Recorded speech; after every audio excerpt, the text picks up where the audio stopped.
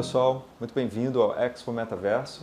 A gente está agora com o João Inada, realizador da experiência imersiva Na Pele, uma poderosa ferramenta de empatia no metaverso, e também produtor executivo do Festival Imersivo das Favelas, FIF. Passando aqui para o João. Falar um pouquinho, João, sobre a sua experiência com o uso dessas novas tecnologias como ferramenta de empatia, e você também pode falar um pouquinho sobre a experiência do FIFA. Antes de mais nada, boa tarde, tudo bem? Obrigado pelo convite, Flávio. O meu nome é João, como já foi apresentado, e é isso, eu sou diretor de experiências imersivas e uma delas é o Na Pele, que foi feito em 2018, mas acho que a gente começou a trabalhar, demorou uns 3 anos, né? A gente lançou ele só em 2020.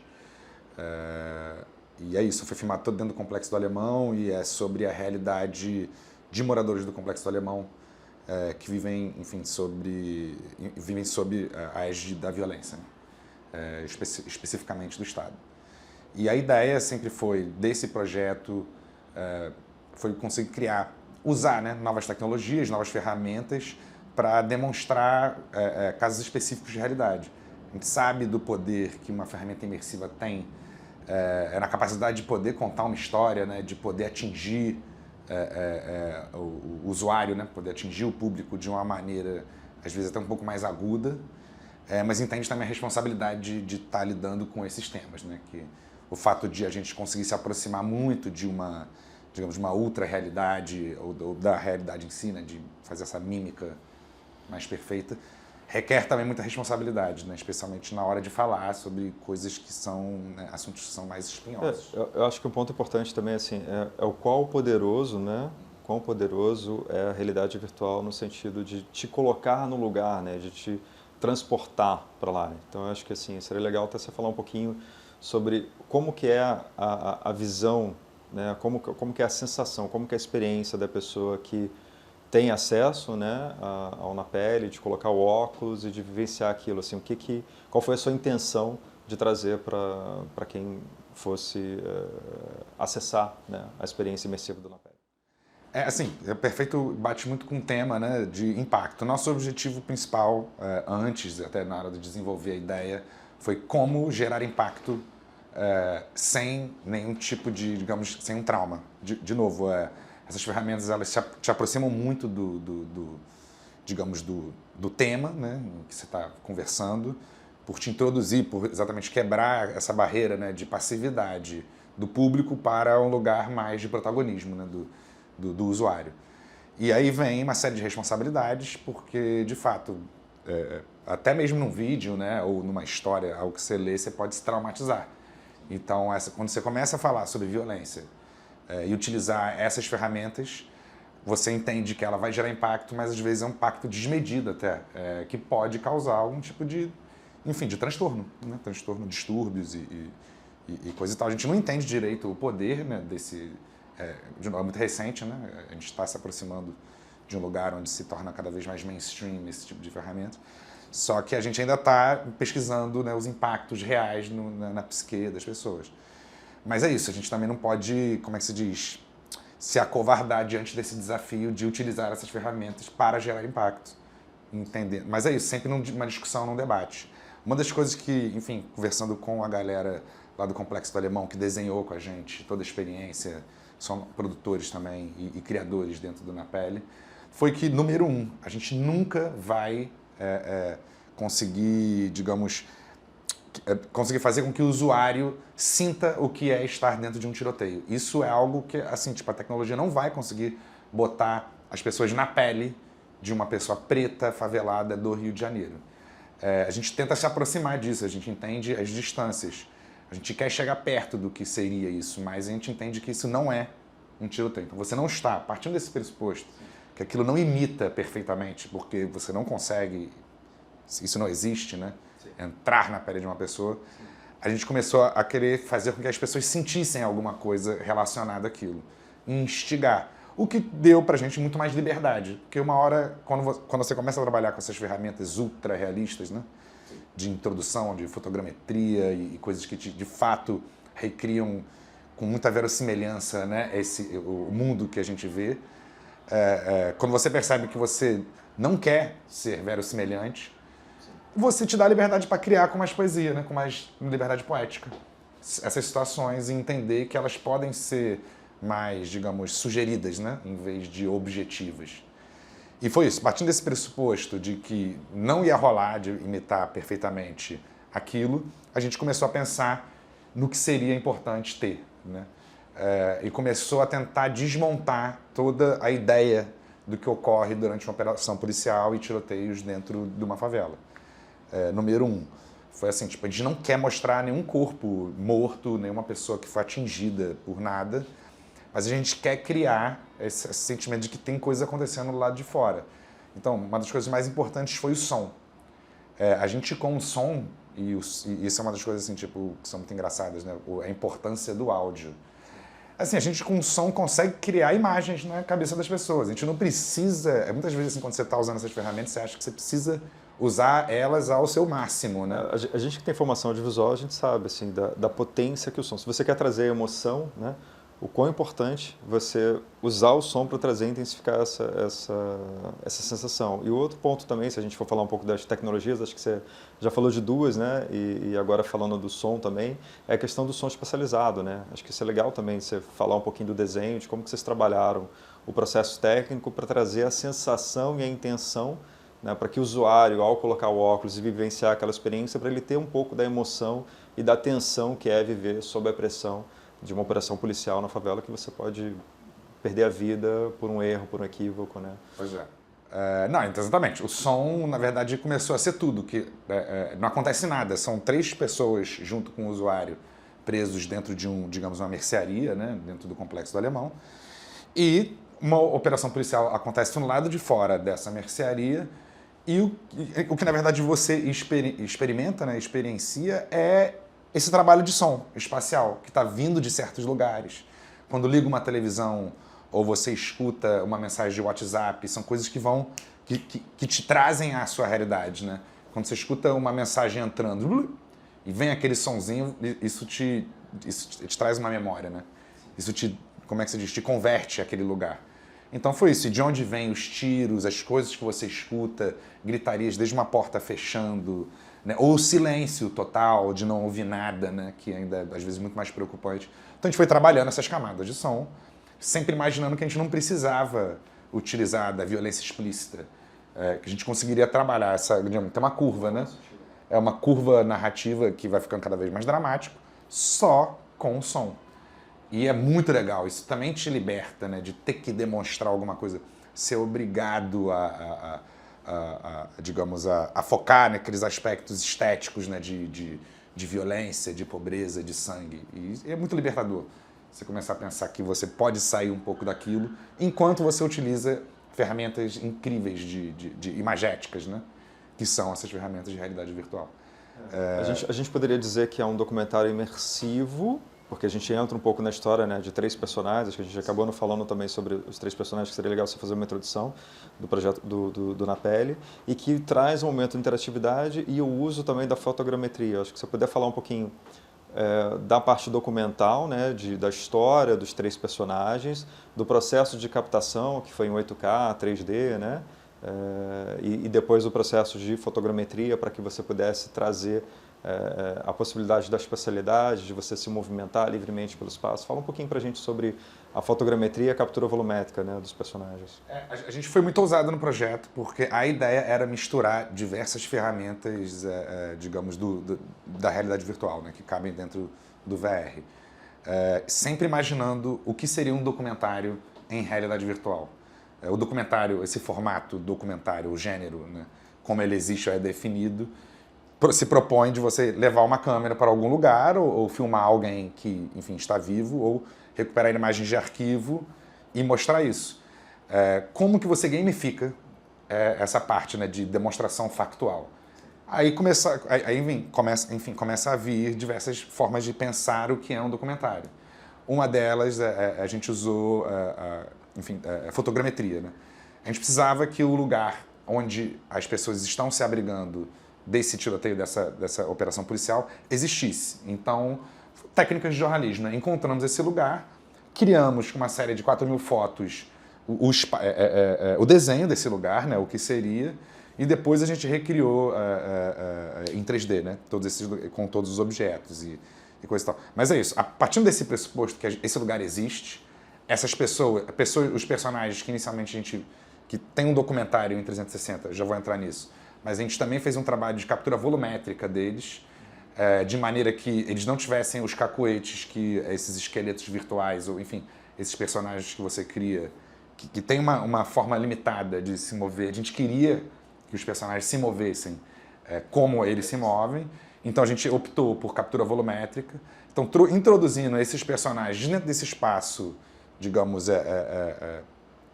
verossímil, né? Do ponto de vista de que a gente pegou, ele existe, as coisas que estavam lá existem, se você visitar esse lugar, ele existe.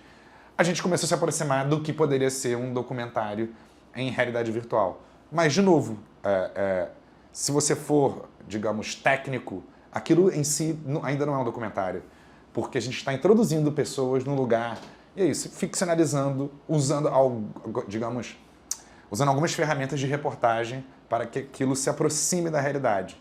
Mas aí, imaginando que a gente queria fazer um documentário e que existe a filmagem em 360, a gente também decidiu acompanhar cada um desses 3 personagens, e você pode acessar essas 3 histórias, esses 3 documentários em 360, em interações dentro desse espaço interativo virtual. Aí a gente se aproximou do que seria um documentário, né? Porque a gente de fato seguiu essas pessoas, o Flávio inclusive foi o fotógrafo desse segmento em 360 do Na Pele, e a gente tentando, né, usando aí de novo essa base do que é um documentário filmado com uma câmera, né, ou uma lente, como que a gente filmaria isso com diversas lentes, né? Mas a experiência era essa, era de maneira que a gente conseguisse costurar essas ferramentas dentro de uma narrativa coesa e que não desinteressasse, né, o usuário ao longo, né? É uma experiência longa, né? Tem mais de 20 minutos de experiência. Então, assim, um dos desafios era, fazer algo que não tivesse preocupação de tempo, né? E 2, algo que fosse narrativamente coeso, né? Que funcionasse como uma experiência narrativa, acima de tudo, né? Porque no final das contas não é só usar essas ferramentas, tem que costurá-las para que a experiência seja desfrutável, né? Seja dentro do que a gente considera entretenimento. E a gente pensar também que é muito vanguarda, né? Já a captação do vídeo 360 já é desafiador no ponto de vista de como que você consegue dirigir, né, para quem vai vivenciar, porque a gente não fala vai ver, né? Porque a pessoa coloca o óculos, ela é visceral, né? Você tem assim como se fosse uma sensação de presença. Você realmente coloca o óculos e você se sente naquele lugar, né? O seu cérebro registra aquilo como memória. As sinapses que você processa na sua cabeça é de memória, não que você viu uma tela, né? Que você esteve lá. Então você passa a ter uma memória como se você estivesse lá.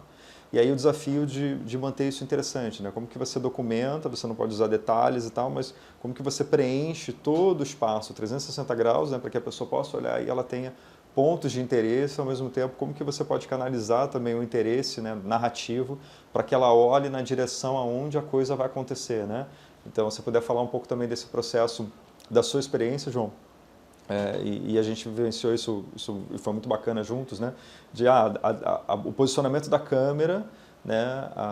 Os elementos e a movimentação dos personagens para que a gente trabalhasse essa história. Acho que isso é bem interessante também para a gente compartilhar. Um dos problemas que você tem filmando 360 é exatamente que o usuário, o experimentador, pode olhar para qualquer lado, a qualquer instante, né? Esse é o grande dilema de quando você começa a recar, né, você começa a gravar, em qualquer cena que você está filmando. Você tem a capacidade de decidir onde o usuário começa olhando, né, mas não para onde ele vai olhar a partir desse primeiro instante, né, onde ele nasce na cena, né, onde ele é introduzido ali. Mas é óbvio, assim, você quando entra em qualquer lugar e imagina... A gente não entra no lugar e faz assim, né? E gira, sabe? Ninguém faz isso. Então, você começa a eliminar, né, as possibilidades ou imaginar quais são as possibilidades de onde essa pessoa olharia e, de alguma maneira, vai tentar manipular o olhar dessa pessoa para certos, digamos, dentro desse espectro 260, certos lugares. A gente já sabe, a probabilidade da pessoa olhar para cima é muito menor do que para a esquerda ou para a direita. Então você vai preenchendo esses lugares, só imaginando mesmo o que seria mais efetivo. Mas o problema não é nem decidir onde a pessoa vai olhar, é você conseguir manipular ela para olhar onde você quer, né?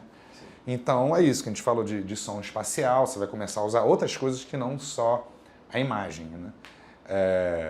Muitas vezes são esses cortes rápidos também, eu já vi, funcionam muito bem para fazer você olhar para o lugar onde a pessoa quer, enfim, o criador quer que você olhe.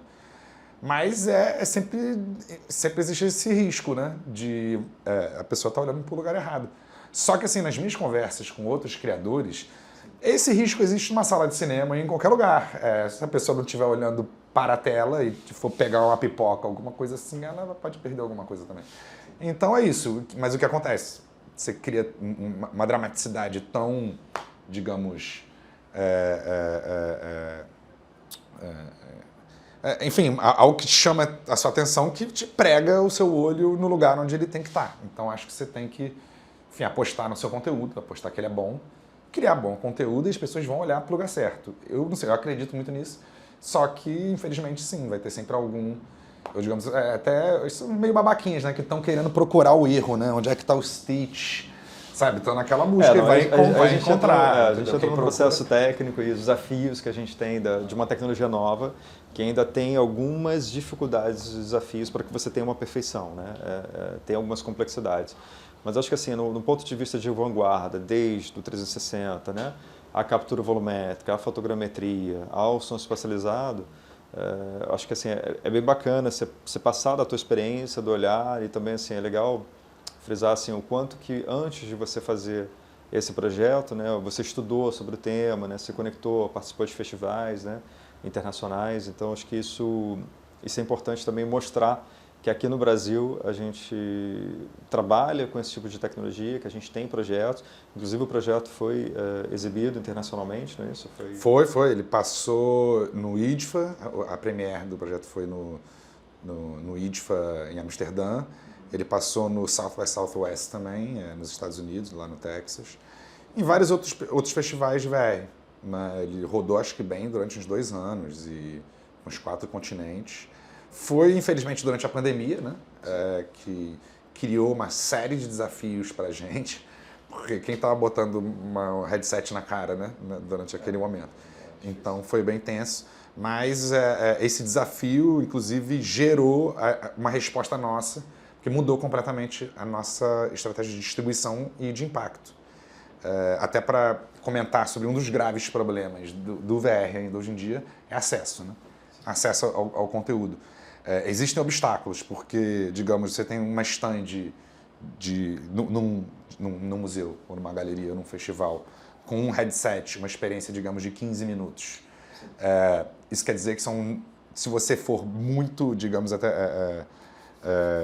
muito ordeiro, né, e conseguir organizar 4 pessoas em 1 hora, né, para assistirem ao seu conteúdo, digamos, num espaço de 8 horas, você, na verdade, só atingiu 32 pessoas, né? Que numa sala de cinema, você em 2 horas, até ela não cheia, consegue atingir mais. Então existe esse problema de tempo, espaço, que a gente ainda não resolveu, que obviamente só se resolve com um maior número de headsets, ou então experiências de múltiplos usuários. E é isso, eu acho que hoje em dia se explora bastante, né? Como é que você consegue operar 4 usuários de uma experiência AAA, né? Rodando num espaço, num stand, numa galeria. Isso é muita premissa também do que promete o metaverso, né? No sentido de ser multiusuário, da gente se conectar para que as coisas sejam multiplayer. Então, assim, só para entender um pouquinho, né? O nosso evento ele é sobre o ecossistema de metaverso. Então a gente vai falar sobre diferentes tecnologias que entram dentro desse guarda-chuva, né? Não necessariamente os assuntos eles precisam estar embutidos dentro de uma estrutura de metaverso, mas elas são sempre conectadas, elas estão sempre estruturadas dentro do ecossistema, né? E é onde a gente promete, né? Como que vai ser a Web 3.0, como que a gente vai consumir ela, né? De que maneira.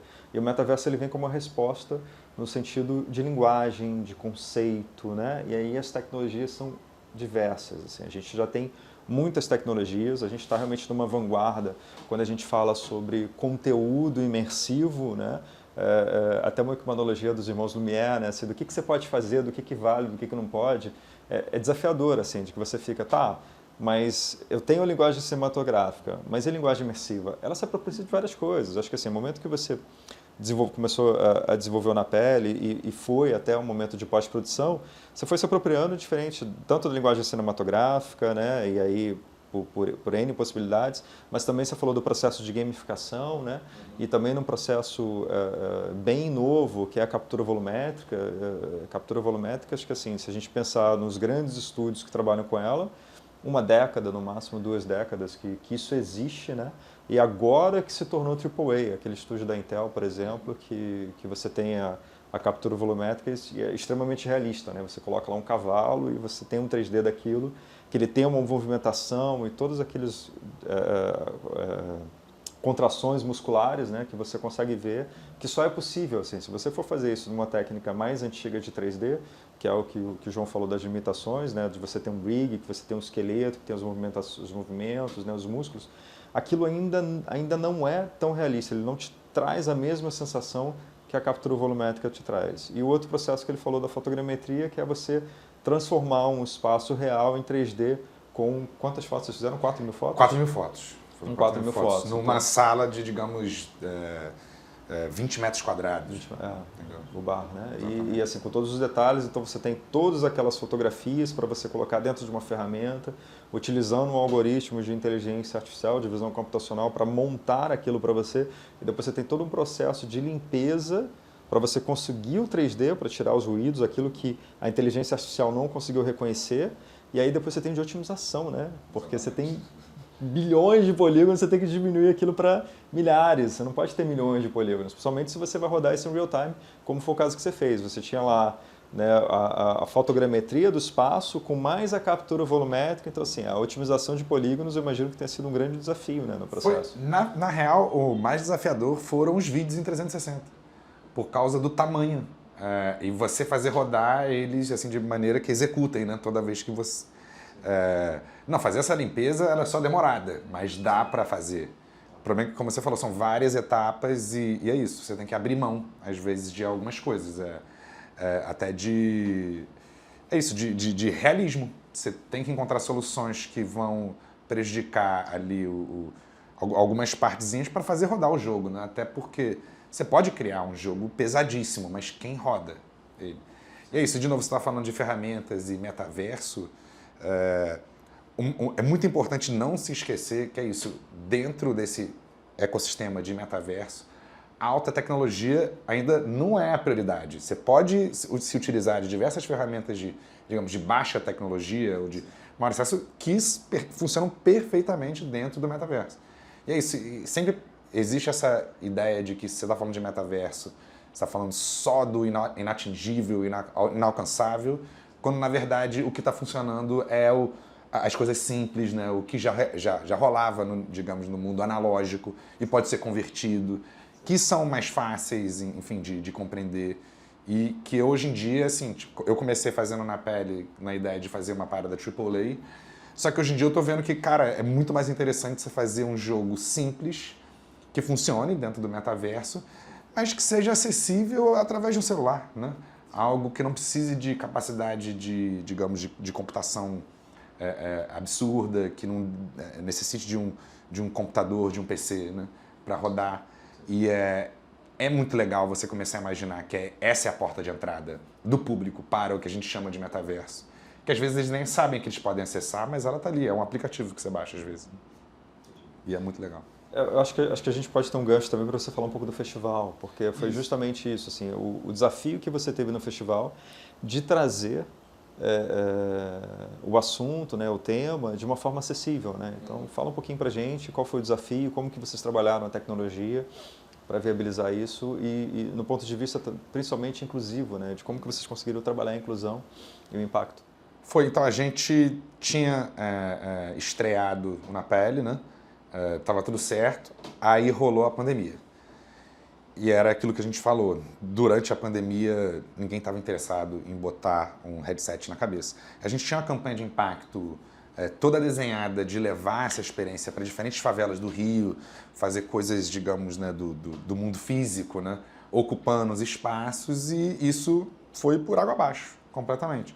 Mas o que pareceu inicialmente como um pesadelo, né, a gente começou a imaginar, caralho, isso é um desafio.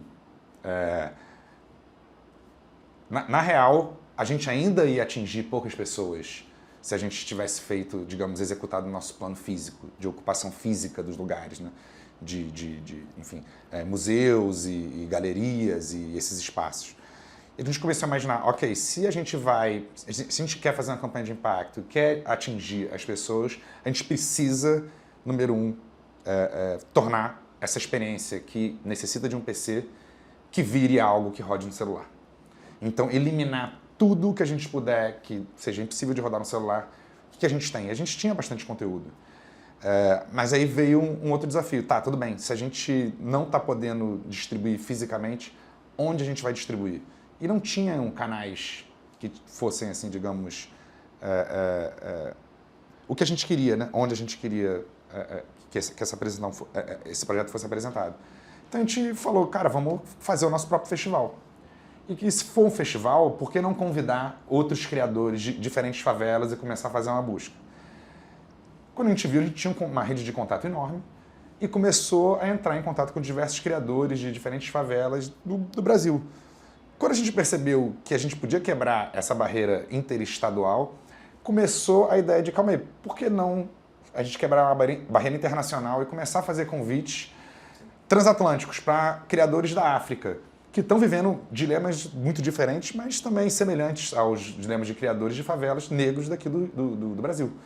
E começou, como ela virou um evento que se propunha completamente digital e remoto, as barreiras todas foram caindo. A gente começou a entender que existia uma rede que não era acessada, né? Que as nossas redes, digamos, de criadores aqui do Cone Sul, geralmente trabalham de maneira vertical, né? Olhando para a América do Norte e Europa, quando a gente podia horizontalizar esses canais, né? E o que estava faltando era só força de vontade e dinheiro, que era o que a gente tinha. Então, a gente redesenhou todo o nosso projeto, criamos o Festival Imersivo das Favelas, o FIF, convidamos uma série de pessoas, fizemos uma série de conversas e painéis com criadores que, enfim, o Brasil desconhecia, a estética do festival foi toda de favela. E a ideia foi exatamente essa. Vamos agora privilegiar criadores das periferias do Brasil e do mundo. E vamos expandir esse conceito de favela. Por que não favela incorporar e trazer junto toda a ideia de sul global, né? E a partir disso a gente viu que tinha um vácuo a ser explorado, que só existia exatamente, não existia vontade, mas existia esse espaço. E foi isso. A gente sabia que os criadores estavam aí e executamos esse projeto. E foi lindo. A gente teve conversas assim, maravilhosas. A gente atingiu mais de 25 mil pessoas de diferentes favelas do Brasil. Criamos um app pequenininho que você baixava, que era para Android, onde a gente criou a gente chamava de nosso... Se a gente fosse criar um Louvre digital e ele fosse brasileiro, né, o que ele seria? Então a gente chamou um artista, o Gabriel Massan, para desenhar esse espaço, junto com um outro artista digital, que é o Pina, que, enfim, programou todo esse espaço, e criamos uma galeria gamificada, onde você precisava encontrar essas esferas, e cada esfera que você encontrava era uma experiência. Você precisava entrar dentro dessa esfera e baixava, né, um vídeo, né? Na verdade, rodava, né, ele em real time. E funcionou maravilhosamente bem, rodava em vários celulares, né? Era algo leve. A gente teve que usar só os nossos vídeos em 360, baixar muito a qualidade deles para eles poderem rodar dentro de um aplicativo. Mas foi isso, foi assim, algo que parecia um problema, virou um desafio e um obstáculo que a gente conseguiu ultrapassar, só imaginando que, cara, tecnologia também é baixa tecnologia, né? E é isso. E tecnologia, às vezes, enfim, na favela especificamente, é você pintar o seu tripé da câmera de cores absurdas para não parecer um fuzil. Entendeu? Você conseguir executar a filmagem. É você pensar formas de hackear pequenos problemas do dia a dia que lá existem. E quando você começa a ver que tecnologia é você saber contar uma história oralmente num bar, que é você com um graveto e um copo de plástico conseguir fazer que as pessoas atinjam um lugar de experiência absurdo, Pô, imagina quando te dão uma ferramenta com celular e você se liga que você pode fazer uma fotogrametria aqui desse quarto, assim, com o seu celular. Você não precisa nem de uma Canon, você não precisa de nada. É isso, as pessoas vão começar a entender que dá para acessar e começar a criar, que era o nosso objetivo, né? Na verdade, com o FIFA era isso, demonstrar que jovens pretos das periferias do Brasil e do mundo só precisam de acesso, entendeu? Porque existe interesse, eles estão consumindo e, enfim, capacidade de criação absurda. Então é isso, tem esse vácuo, esse nicho, que precisa ser mais bem aproveitado. E veio dessa necessidade da gente transformar o Na Pele em algo acessível, a gente, enfim, cavou esse espaço, né? Para criar um festival só de artistas. É muito isso assim, né? Você tem um problema, né? Temos a pandemia, não temos como exibir, o que a gente faz? A gente cria uma solução e essa solução ela gera impacto, isso é incrível. E aí quando a gente fala da potência dessas ferramentas novas, né? No sentido de criar impacto, né? E de gerar engajamento, você já deu número, assim, você falou do festival, 25 mil pessoas impactadas, né? A gente falou sobre a força, a potência que é a tecnologia e linguagem imersiva, no sentido de você se colocar lá, de você ter a sensação, de você ter imersão. E até um cuidado, né, que a gente tem na produção do conteúdo imersivo, o quanto que a gente vai chegar no assunto, né, para que a gente não gere também desconfortos para a pessoa. A gente quer passar a sensação, a atenção até um nível, mas a gente também não quer criar um trauma, né, porque a tecnologia ela permite isso, né. Tanto que a neurociência vem utilizando a realidade virtual no tratamento de fobias, entre outros problemas e outros males. Eu acho que é isso, João, foi demais, muito obrigado mesmo. Muito bom assim, o teu trabalho, né, a sua pessoa já acompanha, então assim, que bom ter você aqui, que bom a gente poder compartilhar isso no nosso evento e deixar assim, as últimas palavras que você queira aí para trazer e compartilhar.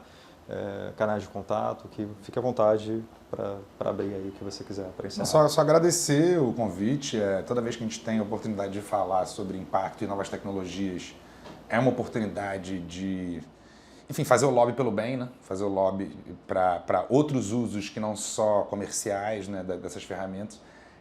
Assim, a ONU já utilizava vídeos em 360 já há muitos anos e já mensurava, digamos, o impacto que essas tecnologias têm para, enfim, atingir as pessoas, para gerar empatia, né?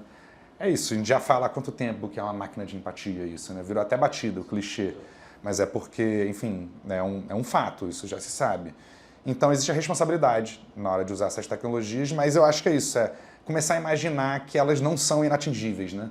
Começar a tentar trazer elas para a nossa realidade, né? A realidade virtual para a nossa realidade, incorporar essas tecnologias, entender os acessos que elas estão já nos nossos celulares, né? Ou então, enfim, né, nos computadores. E é só uma maneira de alguma forma, ser introduzido nesse novo ambiente e apostar, né, suas fichas, porque o metaverso ele existe já, sei lá, desde que existiu alguém contando uma história, né? Que é isso, e para um grupo de pessoas, né?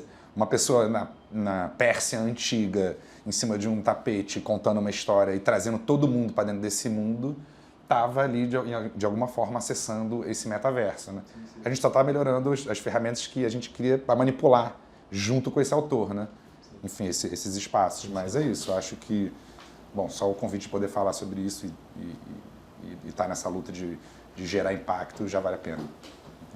É isso. Então é isso, claro. Obrigadão.